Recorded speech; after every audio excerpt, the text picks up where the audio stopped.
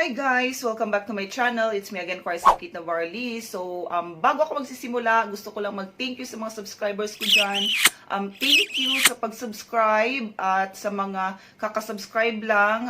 Thank you. Sana hindi kayo magsasawa sa mga vlog ko guys. So for today's vlog, may isi-share ako sa inyo. Actually, matagal ko na itong ginagamit since na dito na kami lumipat ng asawa ko sa Bangkok. Isa siyang Japanese product. Hilig kong magpa-foot spa. So, magpa-manicure, pedi. So, naglisod ko sa pagstorya. Nahirapan ako mag-communicate. So, yun, medyo kumapal na yung mga, ko dito, yung mga kalyo ko dito sa paa. Lalo na yung nag-start na kaming mag-enroll ng MMA at Muay Thai. So, yun, nasa mat. Nagda-dry na yung talampakan ko. So, lakaran talaga dito sa Bangkok. So, yun, kumakapal na yung mga kubal na ako. Buti na lang, nakita ko to siya sa Japanese store. So, binasa ko, tinignan ko, peeling. So, matagal ko siyang pinag-isipan. Actually, yun, ganito talaga ako. Matagal kong pinag-isipan bago ko gamitin o bilhin yung mga product na gagamitin ko. Ayokong, alam mo na, yung nasusugat or kung may mga side effects man. So yun, hindi pa ako nagbo-vlog, hindi pa nagbo-vlog. Dagang kay subscriber. So yun, ito na yung ginagamit ko. So wag na natin patagalin pa kasi para makita nyo na, actually nakita nyo na sa thumbnail kung ano ito. Ito siya. So ito, nung nakita ko, ito siya. May crack siya. So ganito yung talampakan ko. Muna akong tiil, nag-crack na siya. Tapos, ito, pagkatapos to, so, hindi ko alam kung paano basahin. Siyempre, naka-Japanese, siya, character. So, ito siya. Yan siya. Actually, guys, maraming klase nito. Hindi naman klase, pero same lang naman sila. Siguro scent lang ang magkaiba. Dito kasi ito lavender. Tapos, ito siya, ipapakita ko sa inyo. So, ito siya guys, 600 siya kasi dalawang pares na siya. So, ito, dalawang pares, 600.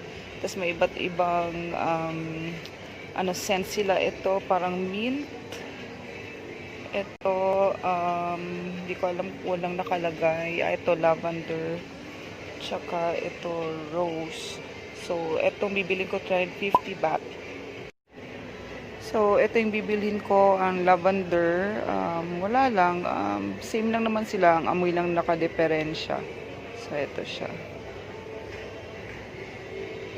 So, yun siya. So, iba-ibang scents. Actually, nagamit ko na yung mga iba't ibang scents na try ko na. So, ngayon, ito lang yung nakuha ko ng mabilisan. So, ito siya. Yan siya. Tapos, dito sa likod, ito yung mga steps. So, syempre, hindi ko mabasa kasi naka-Japanese character siya. So, ako na lang yung umintindi. So, buti na lang may number 1. So, ito yung step 1, step 2, step 3, 4, 5, 6, and 7. Ang oras na pagbaba dito ay 1 hour. So, akin, na-try ko ng 1 hour, kaso hindi pa siya masyadong peeling. Ang ginawa ko, 1 hour and 10 minutes. Pag 1 hour ng 10 minutes, peeling masyado. Guys, to siya guys? Hindi to siya, tawag nito, hindi to siya sponsor. Effective talaga to siya guys. Nakikilit ako yung pag nirarab yung talampakan ko sa pag-foot spa. Minsan nasusugat kasi sa pag sobrang scrub. Ang pagkakaiba lang itong foot spa sa parlor, instant. Mawawala na yung mga kubal. Pero ito siya, abot siya ng mga 5 days or 7 days, mga 1 week siya. Number 1, igugupitin mo tong dito na part. Tapos number 2, syempre ipasok mo na yung paa mo. May may sticker, kailangan naka-sealed siya. Tapos number 3, siguro ito na yung ang paghintay na ibababad mo. Tapos number 4, pagkatapos hugasan mo siya. Yan siya. Tapos, number 5, so makikita mo na yung peeling. Number 6, hanggang mawala yung peeling. Tapos, 7, ayan na siya. Okay na siya. So, bubuksan natin. So, andito pa pala yung resibo. Ay, ito yung ano, ito yung store. Ito yun siya. Ano siya? Matsumoto Kiyoshi. Ayan siya. Tips siya. Naka-nail polish yung paa ko. May iba kasi na nail polish, hindi nasira yung nail polish ko. So, yung mga ilang araw na iba na naman yung nail polish na nilagay ko sa paa ko, natunaw o parang nawala yung nail polish. Parang naging acetone yung nawala siya. So, yun ha, ingat lang. Ay, hindi naman ingat. Baka naka-nail polish kayo, bagong nail polish, tapos isusuot nyo to, gagamitin nyo to, mawawala yung nail polish na ginamit nyo. Depende siguro sa brand na nail polish na ginamit ninyo. Kung ako sa inyo, gamitin nyo to na hindi pa kayo naka-pedicure para malinis talaga siya. Kasi pumapasok talaga siya dito sa mga kuko. Talagang nagpipil siya. Kaya nagustuhan ko to siya. Hindi talaga siya masakit, guys. Masarap yung pagpil.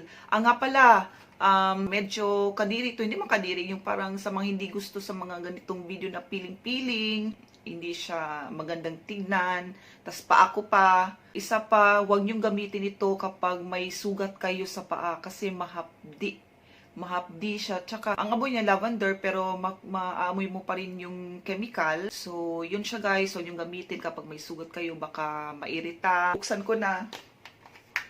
So, ito siya. So, ito yung nasa loob. Yan siya guys, wala nang laman. So, ito yung nasa loob. So, nakalagay lang talaga, foot peeling pack, pero in. Yun siya, wala siyang English. Made in Japan siya. Ayan siya. May nakalagay dito, exfoliating foot mask, pumper fit.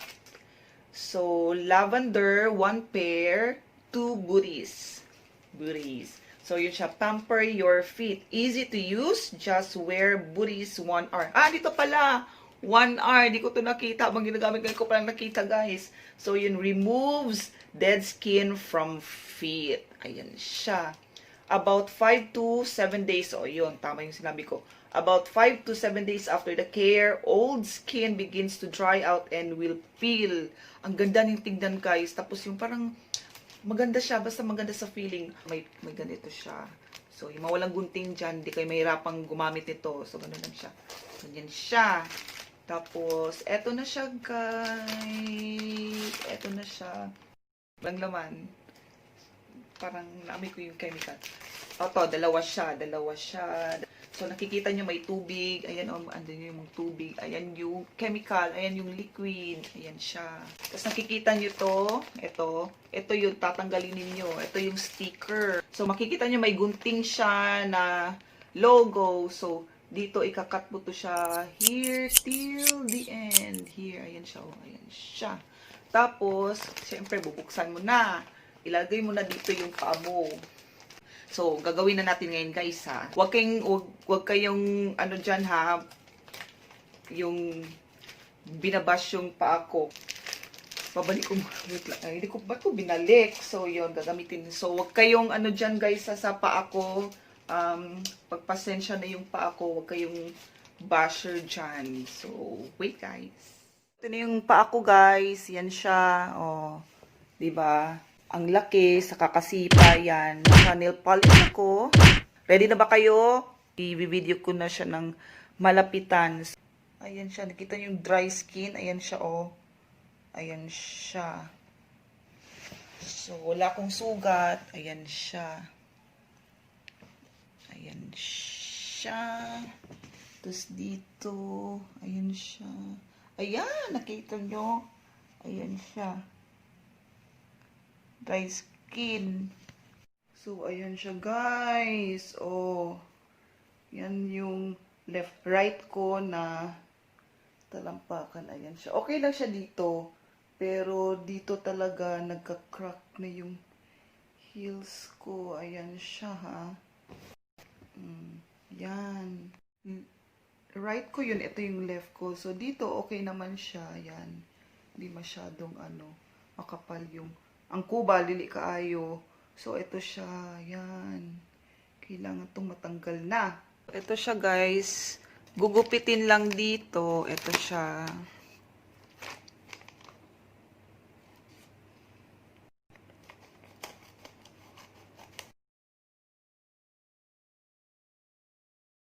So, ipapasok mo na yung paa mo dito.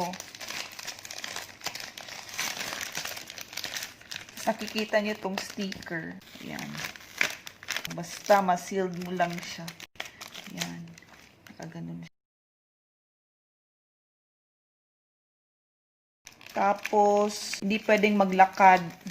Kailangan steady ka lang nakaupo para mapantay lahat. So, antay ng 1 hour and 10 minutes. So, eto na guys. Tapos na ang 1 hour and 10 minutes. So, sa instruction, 1 hour lang ang pagbabad ng paa nitong product na to. Pero sa akin, pinili kong i-1 hour and 10 minutes kasi mas maganda yung pagkapiling niya. Tapos, ito napapansin ninyo na may tawag nito, may nail polish ako pero natanggal siya. So, ayun siya guys, medyo kumulubot yung balat kasi binabad. So, maghugas na ako gamit ang ginagamit kong sabon. So, ito siya guys, day 1. Ito, natanggal yung mga nail polish ko dito.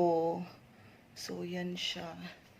So, wala pang pamamalat. Ganun pa siya. Wala pang pamamalat. Ayan siya. Ayan siya. So, bukas ulit. So, ito siya guys. Day 2 na siya. So, ayan, hindi ko pa tinatanggal yung nail polish. Diyan na ako maglilinis ng kuko kapag namamalat na siya para hindi sayang yung pagpapalinis. So, ito dito may nakausbong na ng balat. So, ito day 3 na. May nagka-crack na yung dito na part. Ayan, yung iba na natatanggal na yung balat. Ito, ayan siya. Yung balat. Namamalat na siya konti. Pero hindi ko muna siya tatanggalin kasi medyo matigas pa siya. So, ayan siya ang day 3.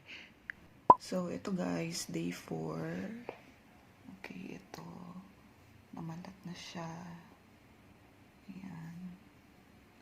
Dito namamalat na pero matigas pa siya. Ito dito sa left, wala pa masyado. Pero yan, nagka-crack na siya. Yan, nagka-crack na siya. So, ito na siya guys. Namamalat na, hindi na ako makapagpigil. Talagang hinila ko na, kiniskis ko na yung balat. So, ayan siya guys. Promise, hindi siya masakit. Masarap siya kapag tinanggal mo na yung, or hinila mo na yung balat, mafe-feel mo na yung skin na malambot. Tapos, ayan siya. Lalo na kapag pagkatapos mong maligo, talagang napakalambot ng balat. So, matatanggal na lang siya ng kusa. So, ayan siya, mamamalat pa yan siya sa susunod na mga araw. So, ayan siya, yung nilagay ko siya sa tissue, ayan yung mga natanggal kong mga dry skin. So, ayan siya, lalo na kapag may work kayo guys, ginamit nyo to na may work kayo. Tapos, matatanggal na lang siya ng kusa sa sapatos nyo, sa loob ng sapatos mo kasi maiis-is na siya dun sa loob, yung mga balat. Tas guys, lalong mamamalat yan kapag palapit na ng 7 days yung patapos na siya. Tas mamula-mula na yung talampakan nyo. So, ito yung left ko guys. Ayan siya. Ayan siya. Ayan. Hindi siya masakit. Masarap siya.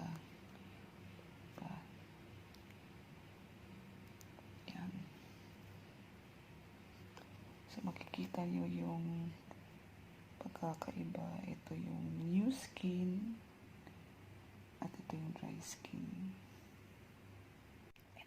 So, ayan siya guys. Mas madali siyang tanggalin at balatan kapag pagkatapos nyong maligo kasi nababad siya ng tubig habang naliligo kayo. Ito yung nakuha ko sa day 4. Ayan siya. Day 4.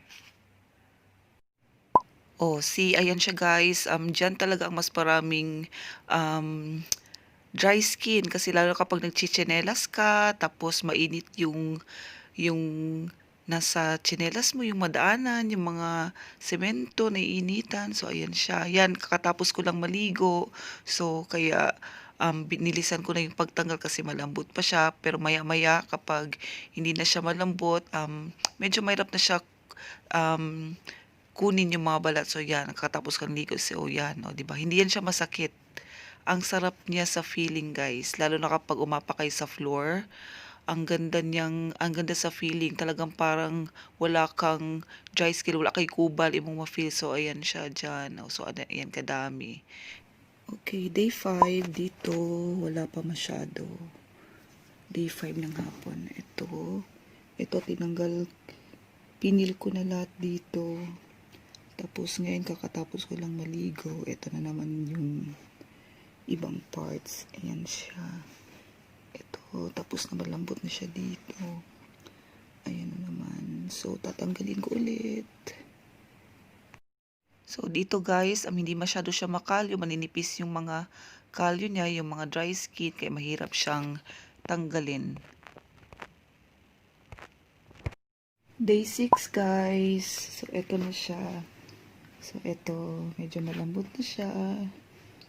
Tapos yan siya, konti na lang yung pamamalat dito. Kita nyo yan. Yan, okay na siya. Smooth na siya. And then left, right, ito din siya. Ayan, ito na lang, konti na lang. Tapos dito, ayan siya. So day 5, siguro ito mga day 6 dito. Day 6, 7, day 7, 6 and 7. Ito, dito na lang. Kapag naliligo, lumalambot na yan siya. Tapos ko lang ligo, ganyan siya. So, yan.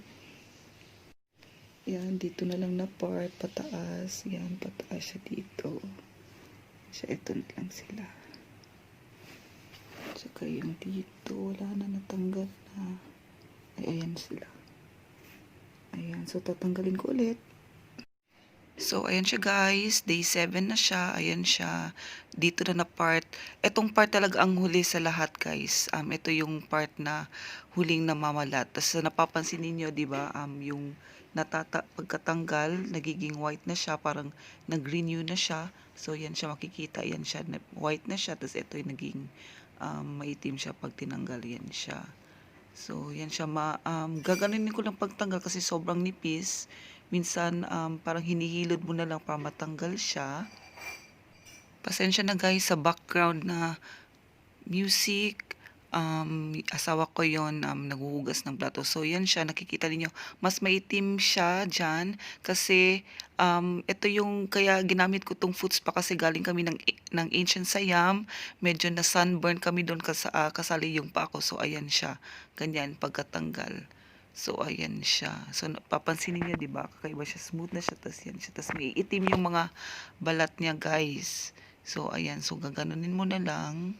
Tapos, dito na part, medyo makati siya. So, kaya parang gigil na gigil ako na tanggalin. Tapos, namumula-mula siya. Pero, hindi ka masusugatan, guys. Yan yun siya. Tapos, so, yan. Yan. Yan siya, manitipis, mahirap siya kunin. Kasi sobrang nipis niya. So, gagawin mo lang, parang hiludin mo na lang siya. So, yan siya. Minsan, matatagal na lang siya ng kusa. So, ayan siya. So, yan. Minsan naman, hindi na siya visible yung kutis. Natatanggal na lang siya ng kusa. Yung ibang part, natatanggal na lang siya.